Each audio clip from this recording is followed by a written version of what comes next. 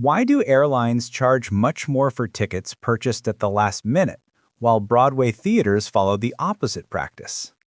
On Broadway, the way tickets are sold looks almost the opposite of what happens in the airline industry. In New York's Times Square, theater fans can line up at the TKTS booth in the afternoon and grab tickets for many evening shows at half price.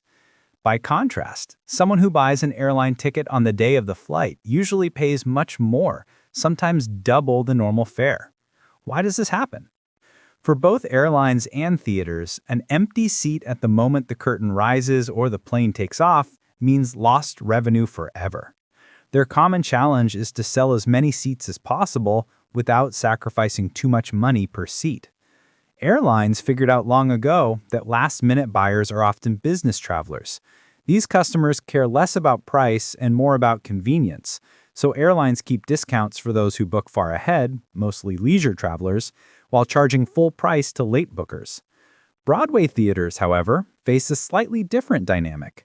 Wealthier audiences also care less about price, but they almost never wait until the last minute to buy tickets. Discounted tickets at TKTS come with two barriers. First, you have to stand in line, often for an hour or more. Second, the discounted seats are usually for less popular shows. High-income theatergoers generally aren't willing to spend their time that way, and they'd rather pay full price to see the exact show they want. On the other hand, budget-conscious audiences are much more flexible. They're willing to wait in line and are happy to see shows they might not have been able to afford otherwise.